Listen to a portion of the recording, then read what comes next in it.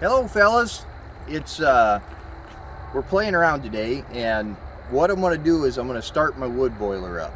It's this morning. It feels like fall. It's not super cold, but it's in the 50s. I looked at the weather, and for the next week, for the most part, it's going to be in the 50s quite a bit, or for quite a good part of the day. And I know it's premature to start this thing. I know we'll probably cook ourselves out of our house. But I want to, I want to start playing with it and using it and playing with and burning my firewood. And so I'm going to tell myself that this is kind of a test run to make sure that everything's still working. That way I don't wait until late October when it's cold as heck and then something's leaking or something's not working. So we're going to call this a test run for about 3 to 5 days, but mainly I just want to play with my boiler and get it running and see how it goes and make the house warm. So I'm going to show you how I get my boiler going. So the first thing I got to do is I got this homemade chimney cap I made up here. Maybe my wife can show you, but it's been on there all summer, all spring and summer to keep the water out of there when it's not running. And I got to get that thing off. It's real simple. Most of you guys probably got them, but I'll show you how I made it out of some scraps and stuff.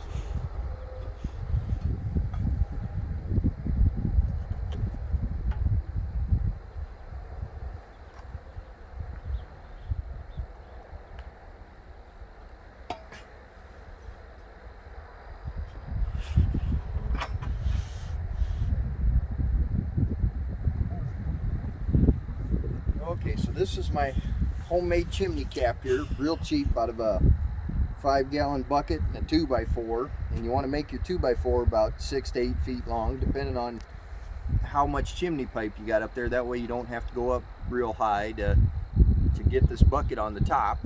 But then also the weight of the 2x4 is what helps keep that bucket on there and helps keep it steady or from blowing off. And I just put some screws through there, nothing fancy. But you put that on there like that, and then tie that rope or bungee cord around there and around your chimney, and then that way it keeps it firmly on there all summer, so you don't get a bunch of rain or birds or bird nests or whatever kind of bad stuff in your boiler. I haven't had this thing open all summer hardly, but I cleaned it out, fairly decent. When I was done with her this past winter, I didn't bother to get crazy with cleaning it out. I didn't scrape the walls a whole lot. They'll just corrode back up. And then so I'm thinking one of the first things I got to do here is open up this side cover, and we're going to want to put on power here. There we go. So we know we got power on and power to it. On this one, there's really nothing much that lights up except for I got a light on the pump telling me it's pumping. Hopefully it hasn't lost its prime or anything. It shouldn't have.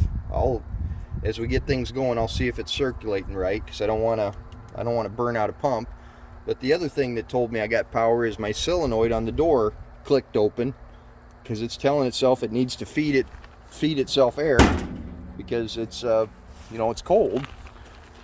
It's saying 73 degrees right here, because we don't have no fire going, so we better get us a fire going in there and see what happens. Got a few dry wood scraps that I grabbed off my log splitter. I'm gonna throw in there, kind of get in the pile. And I think for the fun of it, we're gonna make some noodles.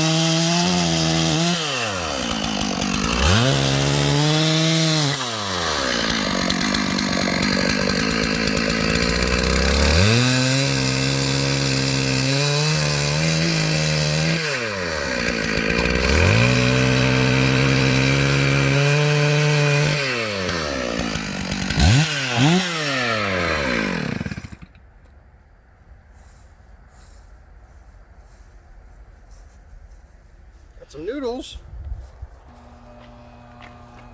I love noodles. Babe, I love noodles. You love noodles? I love you.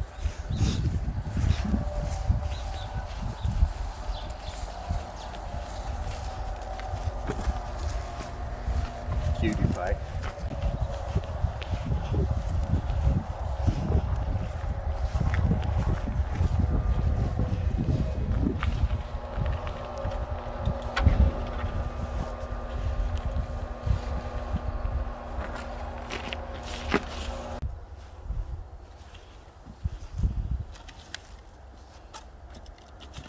Careful, hon. Oh.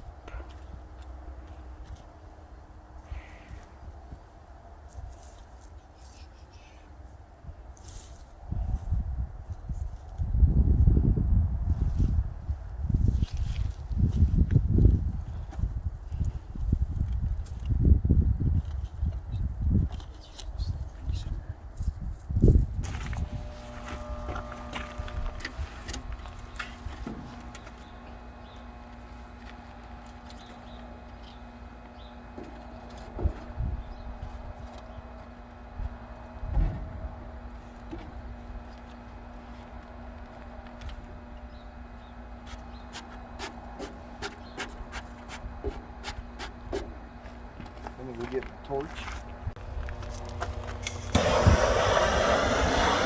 I don't got a lot of wood in there. I just want to see if I can get this going, and then I'll put some more wood in on top of it.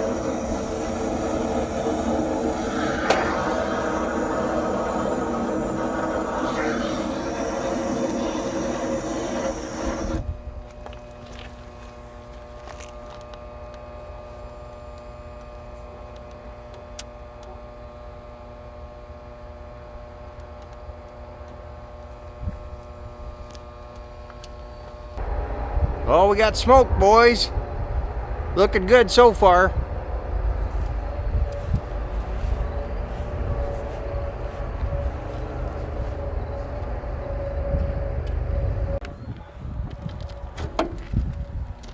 Oh, she's going. It's only been going about 5 minutes now, but it looks like it's going to take. I'm going to get some more wood and throw in there on top of it.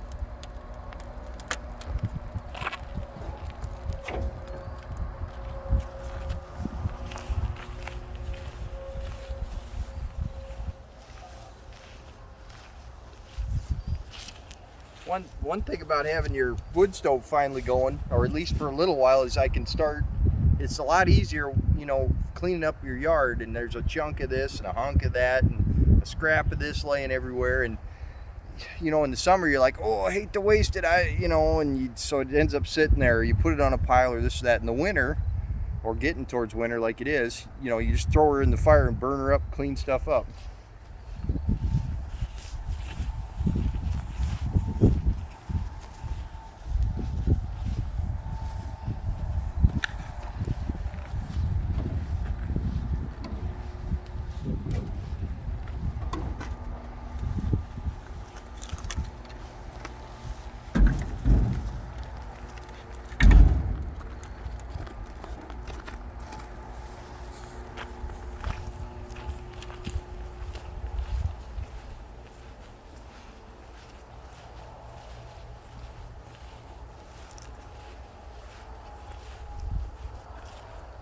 This is a big old hunk of some kind of fir tree I cut down this spring.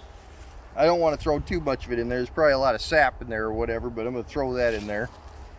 Most of this other stuff is maple. It's going, guys. Here's the smoke. Isn't that pretty?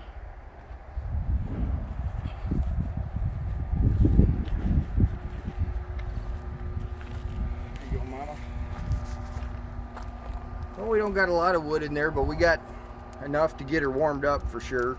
Get a bed of coals made. Let's give her 1 hour.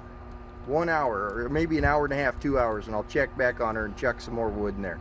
It takes more wood when you're first trying to warm this thing up, because it's giving itself oxygen constantly, or air, trying to get the boiler water warmed up.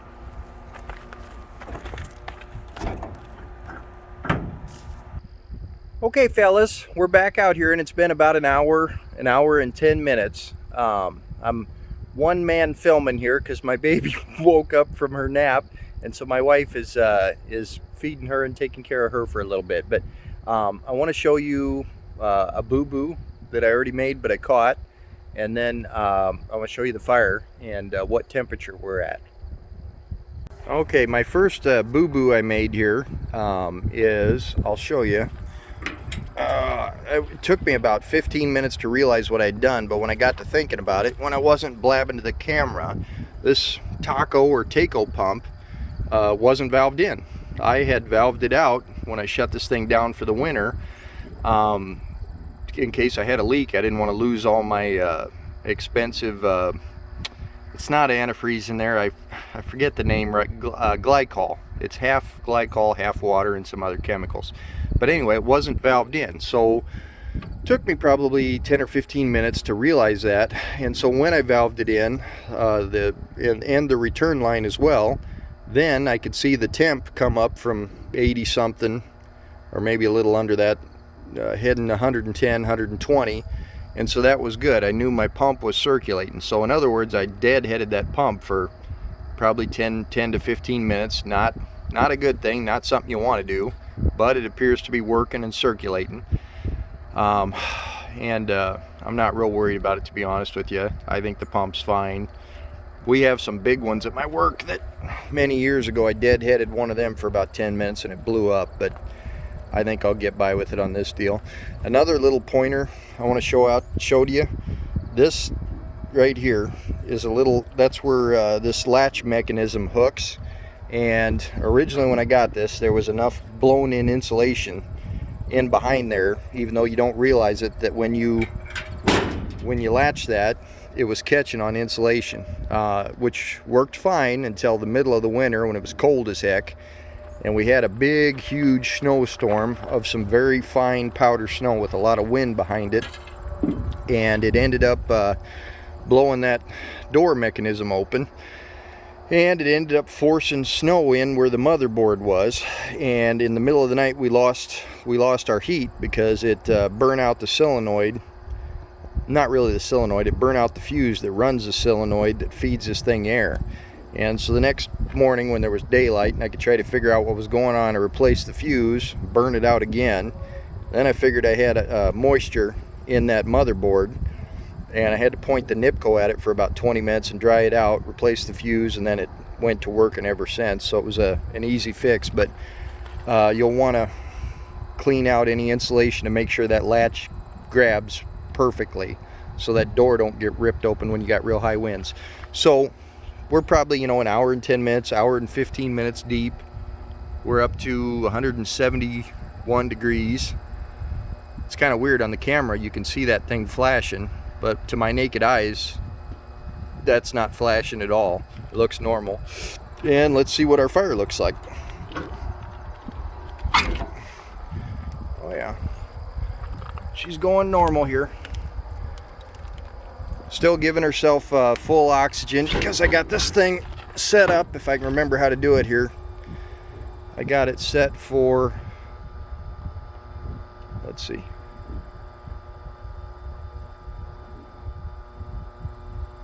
$185. Yeah, I got it set to try and climb to 185 and then it'll shut its air down. So, and you can see the chimney has cleaned up. She was rolling coal for quite a while there, but she's cleaned up. I went down in my basement and I felt my pipes coming into my basement and the pipes going out of my basement, and they're both warm and hot. There's a little thermostat, well, I'd call it a thermostat, but it's like the regulator of your car where it only lets the fluid circulate if it reaches a certain temperature. Thermostat or a regulator, whatever you want to call it. Right in the line where it comes in my house, it's like a valve, but I think the set point on that's like 130 degrees, so we're pushing past that already because we're at 173, which is pretty good after an hour and 15 minutes. And so I went and felt to my Heat exchanger on my hot water heater. I felt to my heat exchanger and my central air ducts. Those are all warm and hot, and the return line is warm and hot, so the pump is pushing, nothing's leaking. We're circulating warm goodness in the house, and we're good to go. It's a pretty good day. Thanks for watching, guys. Appreciate it. Give an old boy a like and subscribe if you like firewood and wood boiler videos, and we'll see you on the next one.